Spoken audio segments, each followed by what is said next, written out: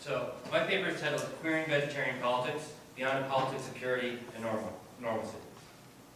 Washington Post editor Joe Garreau opens his book Radical Evolution with the statement, if you have a choice between starting your story with a telekinetic monkey or an attractive teenager in a wheelchair whose life might be changed by what the technology represents, you have to lead with that bright young woman every time. This opening not only prioritizes the value of human life over other animals, who have circuits hardwired into their brains in the name of science, but also naturalizes the belief that being in a wheelchair is a disability that needs to be cured. At the same time, Garreau's opening reposits the objectification of women by foregrounding the attractiveness of the young woman as deserving of the spotlight, leaving those beyond the bounds of beauty into the darkness. In opposition to Garreau, I argue that when given the choice between starting with the human or the animal, then we must select both and neither at the same time, because it is always already impossible to separate the Homo sapien from its non-human other. Such a starting point effectively undermines the otherwise neat divisions that separate human from animal, able from disabled, queer from normal, and so on. In this respect, animal queer, more than any other form of queer, radically threatens the very foundations of human society as we know it. It is taking it seriously, not simply as another interesting category for academic analysis, but as an ethical and political imperative. It implies doing everything we can to dismantle the linguistic, conceptual, and performative apparatuses which makes all kinds of violence and oppression possible. The reason why animal queer is structurally and intrinsically subversive is that it replaces sameness with otherness as a criteria for emotional, social, and political inclusion. To queer vegetarian politics means moving beyond questions of health, normalcy, and sameness by abandoning a politics of purity that demands perfection and homogenization. In short, it calls for us to remain infinitely open to the endless permutations that give life meaning in the first place. In this regards, the intersection between queerness and vegetarianism remains essential, even though at first both queerness and vegetarianism appears at odds with one another. On the one hand, animal rights activists often make appeals to nature when they decry factory farm technology and advances in animal testing. On the other hand, queerness suggests a politics that moves beyond appeals to nature while simultaneously keeping human identity at the forefront of analysis. However, at the same time, a vegetarian politics has an emphasis on its incompleteness in opposition to a vegan politics that strives for purity in one's actions. To be clear, a vegetarian politics is not opposed to veganism. Instead, it is a recognition that one's struggle is never complete and that there's always more that can be done, since it is no longer possible to entirely free oneself from the abuse of animals in one's daily life, even if they abstain from the literal consumption of all animal products. It is from this vantage point that a queer vegetarian politics can arise. As Stuart and Elizabeth Irwin emphasized in Channel to Desire, the politics of consumption must be understood as something more than what to buy or even what to boycott. Consumption is a social relationship, the dominant relationship in our society, one that makes it harder and harder for people to hold together to create community. At the same time, when for many of us the possibility of meaningful change seems to elude our grasp, it is a question of immense social and political proportions. To approach consumption differently, we must understand that the theories we read, digest, and advance in our own academic writing is a form of consumption that is never neutral. Likewise, to declare something as normal, straight, or a product of evolution is a political assertion that has implications for how others consume what one says. An attempt to never take things at face value or as a product of normalcy, then, is at the heart of what a queer vegetarian politics is about. In regards to homosexuality, Michael Warner, professor of English at Rutgers University, writes, the lesson should be one of skepticism toward all norms or tastes of a majority. So it is ironic when we are told that our aspirations should be able to see ourselves as normal, but this is to buy into a false alternative.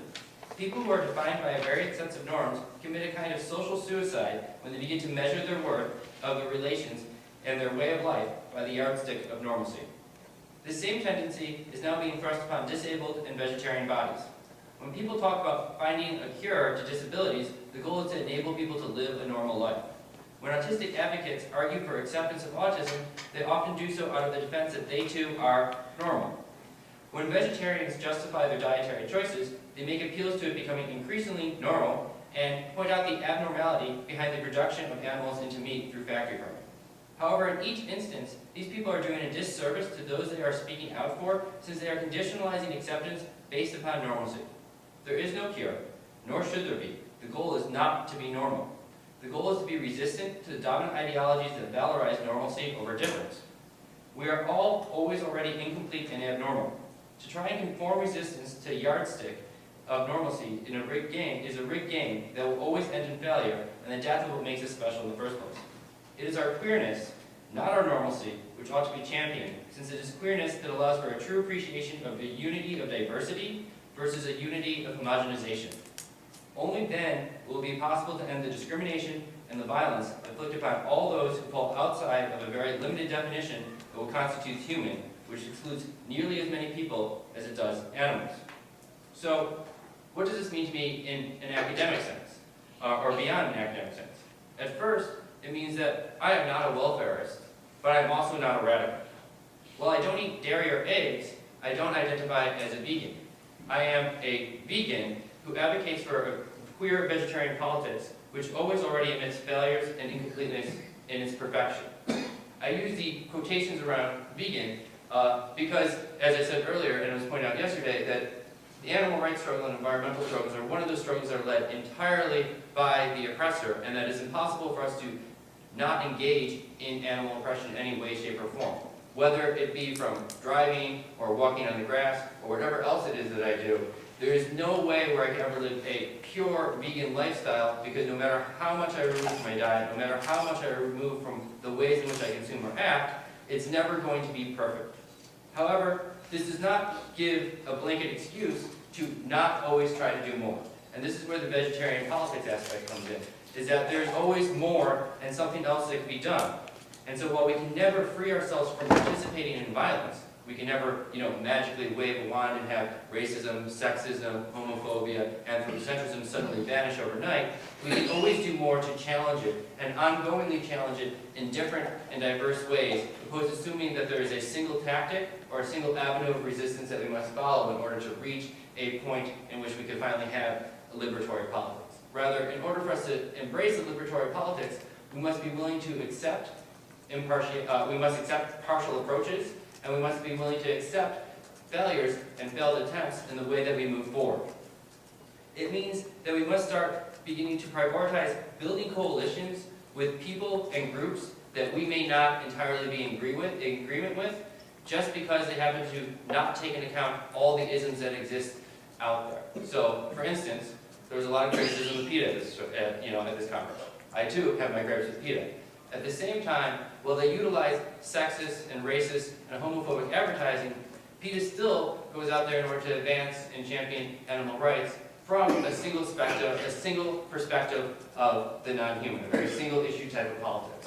My argument is not that we should say that that's okay, we'll look the other way when PETA does these things, but that to write them off as a horrible organization that should never, that we should not focus on, destroys the potentiality of creating